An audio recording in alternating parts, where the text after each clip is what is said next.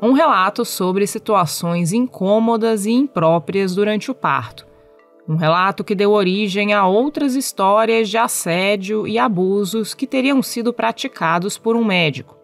Um caso que traz atenção para um problema bem mais amplo, a violência obstétrica no Brasil.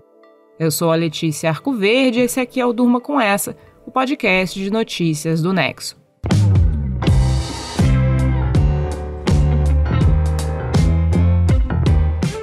Olá, eu sou o Conrado Corsaletti, estou aqui com a Letícia para apresentar esse podcast que vai ao ar de segunda a sexta, no fim da tarde e início da noite, sempre com notícias que podem continuar a ecoar por aí.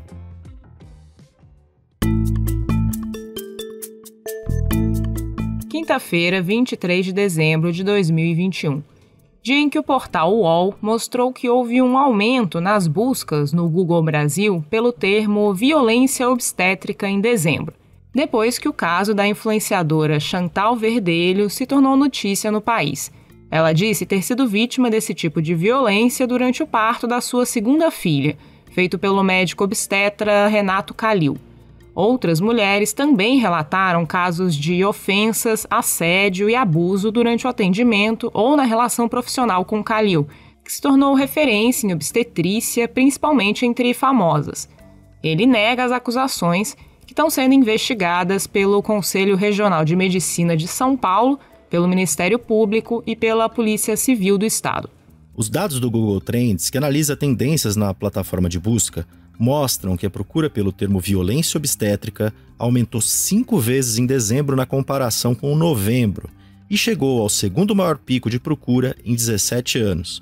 Cresceram também as buscas sobre o que é episiotomia, um procedimento que foi ponto de discordância entre a influenciadora e o médico, e também perguntas como o que fazer em caso de violência obstétrica, como processar um hospital por violência obstétrica e o que caracteriza violência obstétrica. Vamos começar então explicando o que exatamente é a violência obstétrica. Esse termo denomina a violência psicológica ou física praticada no atendimento a gestantes, seja no parto, no pós-parto ou em situações de abortamento. São violências que podem partir de qualquer um dos membros da equipe médica e não só do obstetra. Configuram violência obstétrica, entre outros pontos, o abuso físico ou mental da gestante, a restrição de estar acompanhada durante o parto, negar alívio de dor durante o nascimento, realizar procedimentos na mulher sem seu consentimento, usar frases desrespeitosas, fazer piadas ou ameaças e separar a mãe do bebê logo após o parto, sem ter uma justificativa clínica para isso. O termo que engloba tudo isso, a violência obstétrica, é consolidado na literatura científica e foi popularizado pelo movimento de mulheres envolvidas no combate ao problema. Em 2014, a violência obstétrica foi reconhecida pela OMS, a Organização Mundial da Saúde, como uma questão de saúde pública. Não existe uma tipificação legal para esse tipo de violência no Brasil, ou seja, a legislação nacional não considera que seja um crime cometer alguns desses atos, como acontece em países como Argentina e Venezuela. A punição legal de casos no Brasil fica restrita a interpretações individuais de juízes e juízas. A falta de conhecimento sobre o que é violência obstétrica também faz com que poucas mulheres reportem o problema. O uso do termo chegou a ser questionado pelo governo do presidente Jair Bolsonaro em maio de 2019.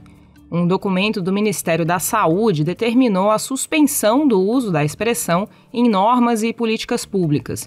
O governo disse na época considerar que o termo violência obstétrica tem, abre aspas, conotação inadequada, não agrega valor e prejudica a busca do cuidado humanizado, fecha aspas. A decisão depois caiu por recomendação do Ministério Público Federal. Um dos elementos que embasaram a medida do governo foi um relatório do Conselho Federal de Medicina, que se posicionou contra a expressão.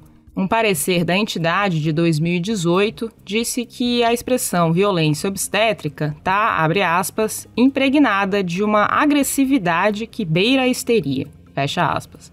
Numa entrevista para o Nexo, a presidente da Sociedade Brasileira de Bioética, Elda Bussinger, disse que um dos principais problemas que agravam a violência obstétrica no Brasil é uma cultura médica paternalista.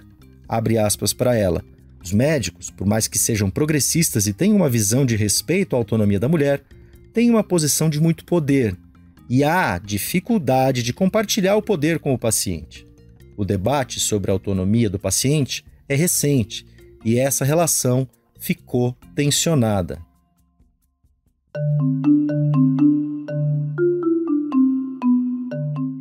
Uma pesquisa da Escola Nacional de Saúde Pública Sérgio Arouca, da Fiocruz, a Fundação Oswaldo Cruz, mostrou que a violência obstétrica é recorrente no Brasil.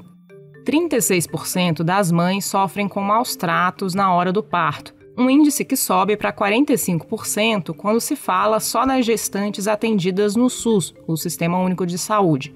Especialistas dizem que essas situações às vezes acontecem sem a pessoa perceber que está passando por um processo que não é aconselhado, porque algumas das condutas são naturalizadas. O uso de procedimentos considerados obsoletos, como quando o médico sobe na barriga da mulher com o intuito de empurrar o bebê, é um exemplo de violência obstétrica. A pesquisa da Fiocruz indica que essa manobra médica ainda é usada em 37% dos partos no Brasil. Outro exemplo é a realização indiscriminada da episiotomia, uma incisão na região do períneo para facilitar a passagem do bebê no parto normal. Segundo a ONG Artemis, esse é o tipo mais comum de violência obstétrica na América Latina. A organização não governamental diz que o procedimento é necessário em cerca de 15% dos casos, mas é praticado em mais de 90% dos partos hospitalares na região. A Federação Brasileira das Associações de Ginecologia e Obstetrícia tem uma diretriz que orienta os médicos a não realizar a episiotomia como a primeira opção, mas só em casos de necessidade. Também é preciso ter a autorização da pessoa que está dando à luz. A episiotomia é um procedimento doloroso e pode causar problemas como incontinência urinária, infecção no corte e aumento no tempo de recuperação.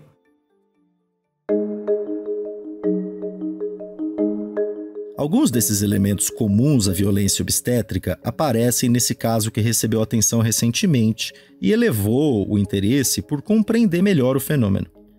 As primeiras denúncias contra o médico Renato Calil vieram à tona no início de dezembro, quando vazaram e circularam nas redes sociais os áudios e os vídeos que a influencer Chantal Verdelho mandou de modo privado para amigos. Ela contava que durante o parto da sua segunda filha, que ocorreu em setembro, o médico teria usado palavrões contra ela e teria exposto suas partes íntimas sem consentimento ao pai da criança e a terceiros. Ele também teria pressionado a Chantal a fazer a episiotomia, algo que ela recusou. Esses áudios vazaram sem o consentimento da própria Chantal, e depois ela publicou um vídeo em que diz que ela queria ter mantido o caso no seu círculo íntimo de amigas. Nessa semana, ela fez um exame de corpo de delito como parte da investigação que apura as denúncias contra o médico, e também entregou aos policiais um vídeo do parto em que seria possível ouvir os xingamentos. Ela mesma diz que só percebeu que a situação envolvia violência obstétrica quando estava assistindo a gravação do procedimento depois. O médico disse que o parto de Chantal aconteceu sem intercorrências e que o trabalho dele foi elogiado pela influenciadora. Depois do caso da Chantal vir à tona, outras mulheres fizeram relatos sobre o médico, que incluem situações de assédio moral, comentários preconceituosos e com conotação sexual, além de denúncias de assédio sexual por parte de uma paciente e uma ex-funcionária. As denúncias foram relatadas ao jornal O Globo e ao Fantástico, programa da TV Globo.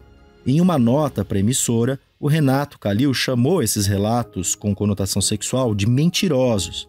Disse que não teve intenção de ofender ou magoar qualquer pessoa e que está à disposição das autoridades. Embora o caso traga alguns elementos que são comuns ao quadro nacional do problema da violência obstétrica, os dados mostram que as vítimas mais recorrentes desses casos não são mulheres brancas de classes mais altas, que buscam atendimento privado com médicos amplamente reconhecidos, como o Renato Calil. Como a gente falou, a pesquisa da Fiocruz mostrou que a violência obstétrica é mais comum no sistema público e que os grupos mais propensos a sofrer abusos na hora do nascimento do bebê são pessoas negras, pobres, jovens, grávidas do primeiro filho e que passam por trabalho de parto prolongado.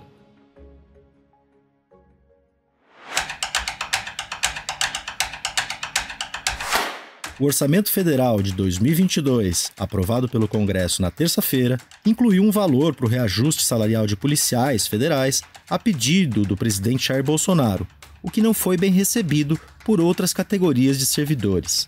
A redatora Fernanda Boldrin está escrevendo sobre o tema. Fernanda, como foi a reação à previsão de aumento aos policiais? Bom, a reserva de recursos para que possa ser concedido aumento para policiais federais gerou descontentamento na elite do funcionalismo, que também passou a pressionar por aumentos. A mobilização começou com auditores da Receita Federal. O Sindicato dos Auditores estima que mais de 500 servidores já abriram mão de postos de chefia, e com isso eles deixam determinadas funções, mas continuam no quadro funcional do fisco, já que são concursados. Essa espécie de debandada ocorre em protesto contra o corte orçamentário no órgão, mas também pela regulamentação de um bônus de produtividade. E o cenário nesse fim de ano é de um descontentamento mais amplo. Segundo o jornal Folha de São Paulo, entre outras carreiras que passaram a se queixar da previsão de aumento especificamente para policiais, estão funcionários do IPEA, do Banco Central, peritos médicos e auditores agropecuários. Representantes de categorias de servidores falam no possível efeito dominó. E, Fernanda, qual o contexto em que essa discussão sobre reajuste salarial de servidores ocorre? É uma discussão que ocorre às vésperas do ano eleitoral, sendo que as categorias da segurança são vistas como base de apoio do presidente Jair Bolsonaro. Isso num momento em que ele aparece em desvantagem nas pesquisas de intenção de voto, atrás do ex-presidente Lula. O contexto é também o do estica e puxa orçamentário, que acabou privilegiando interesses do presidente e dos parlamentares na disputa por recursos, num momento em que o país enfrenta desemprego elevado e fome. Enquanto o gasto com transferência de renda para 2022 vai ser menor do que em 2021, por exemplo, o chamado orçamento secreto vai contar com mais de 16 bilhões de reais, enquanto que o valor previsto para o fundo eleitoral é recorde. Esse texto da Fernanda você vai poder ler em nexojornal.com.br. Hoje, excepcionalmente, a gente não tem o comentário internacional do repórter especial João Paulo Charlot.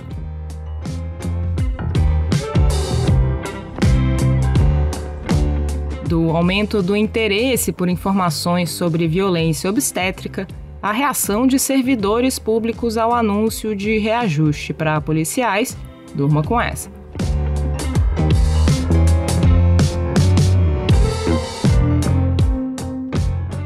Com roteiro de Letícia Arcoverde, produção de Conrado Corsaletti, participação de Fernanda Boldrin e edição de áudio de Roberto Soares, fica aqui mais um Durma com essa. Por causa do Natal, amanhã a gente não tem extratos da semana. O Durma com essa volta na segunda-feira. Até lá!